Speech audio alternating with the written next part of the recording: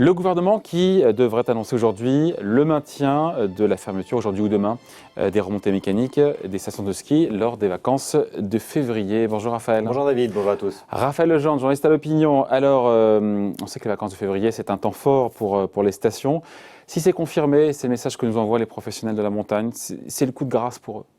Alors c'est ce que dit Henri Giscard d'Estaing par exemple depuis une semaine, qu'on a beaucoup entendu sur les ondes radio, dans les gazettes, le patron du Club Med, ouais, effectivement, qui dit que la saison est morte.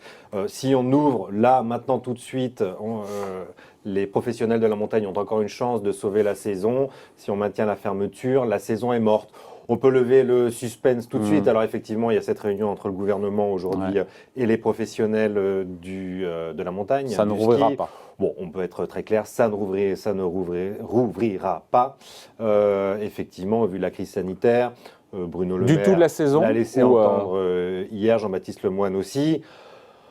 Une fois que vous avez passé les vacances d'hiver, de toute manière, pour le mois de février, le reste de la saison, les 3/4 de la saison, exactement. Sont déjà il passés, reste 25% du chiffre d'affaires après février, donc du coup la saison est morte là, pour le coup. Si quasiment. Faut-il prendre le risque au mois de mars, alors même que tous les épidémiologistes prédisent un mois de mars très dur en réalité.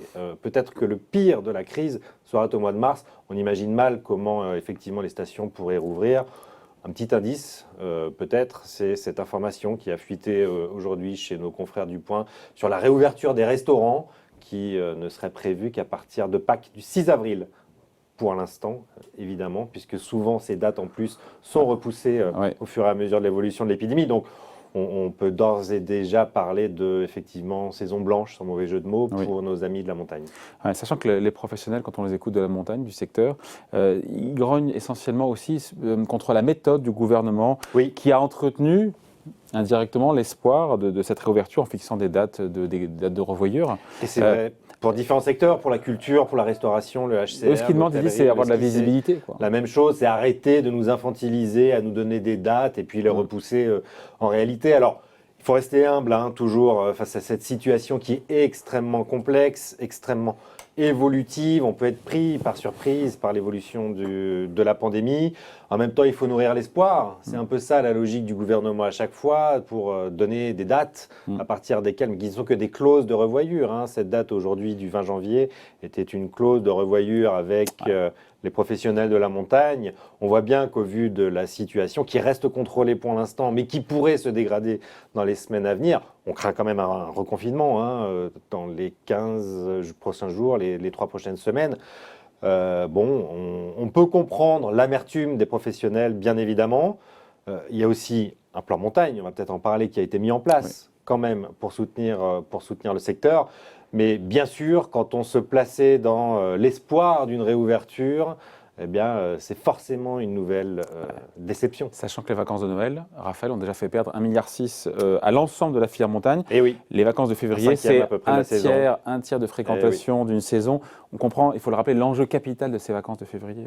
Et puis c'est beaucoup d'emplois en plus. 120 000 emplois en jeu. Direct et indirect. Vous savez que les fédérations ont toujours un peu tendance à gonfler leur importance. C'est 18 000 emplois directs. La montagne, les sports d'hiver. Et effectivement, vous avez tous les restaurateurs, l'hôtellerie, etc. autour. C'est quand même 120 000 emplois. C'est important de le rappeler. Avec ce double impact, vous n'avez plus de touristes étrangers.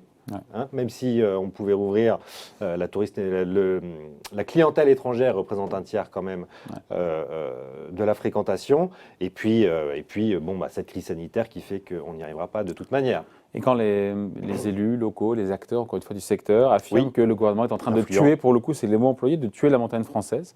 Elle s'en mettra, la montagne française. Il y aura des aides publiques, tout comme 70 ou 80% des entreprises qui sont impactées par la crise. Il y a quand même ces tuyaux. 400 millions d'euros, le premier plan de décembre est de 400 millions d'euros. Est-ce qu'il n'est pas déjà un peu dépassé là alors, je n'ai pas le taux de consommation de ces crédits. Ce qui serait intéressant de voir, ce qui est certain, c'est que vous pouvez compter sur le gouvernement pour continuer à distribuer de l'argent, quoi qu'il en coûte. Le quoi qu'il en coûte reste la norme en 2021. On est une année préélectorale 2021.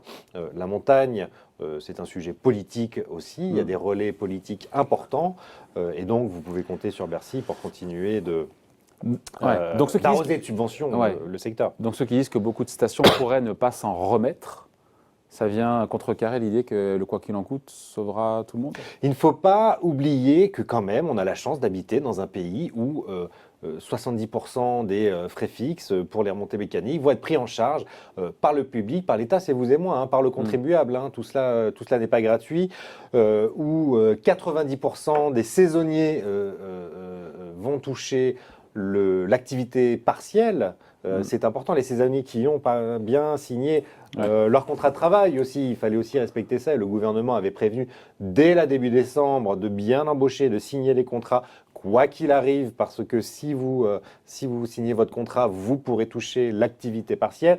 C'est une véritable chance. On entend beaucoup les râleurs de manière générale. On l'a entendu chez les restaurateurs, chez le monde de la culture. Encore une fois, on comprend leur souffrance. C'est un moment extrêmement difficile. Il ne faut quand même pas oublier qu'on a la chance de vivre dans un pays où l'État prend en charge quand même énormément d'activités partielles. Même si je lisais que la moitié des 17 000 moniteurs de ski n'ont pas accès au fonds de solidarité parce que pas considérés comme des professionnels. Donc il y a quand même des trous dans la raquette. C'est des remontées. Bruno Le Maire en a touché un mot ce matin chez nos confrères de BFM Business en demandant à ce qu'on regarde le sujet. Donc ça pourrait être traité dans les semaines qui arrivent à Bercy. Donc il faudra a priori muscler un peu le plan de 400 millions d'euros, même si on n'a pas encore le niveau de consommation, encore une fois, effectivement, de ce plan. Voilà, donc saison blanche en perspective pour les stations de ski. Mais malheureusement. Mais l'État sera là pour payer un gros morceau de la facture. Il faut le dire quand même, qui restent ouvertes. Je veux dire, on peut quand même monter en montagne. Avec un taux de fréquentation qui est de 10, 15 ou 20%. Bien évidemment, comme qui est à peu près équivalent à celui des aéroports aujourd'hui. Effectivement, c'est très dur. N'empêche que vous pouvez quand même aller à la montagne, vous pouvez faire de la location, vous ne pourrez pas aller dans les restaurants, mais vous pourrez aller consommer dans tous les commerces environnants, dans les vallées, et vous balader, parce que la montagne, c'est quand même magnifique, avec ou sans ski. Avec ou sans ski. Merci beaucoup. Explication signée Raphaël Legendre, journaliste à l'Opinion. Merci Raphaël. À bientôt. Salut.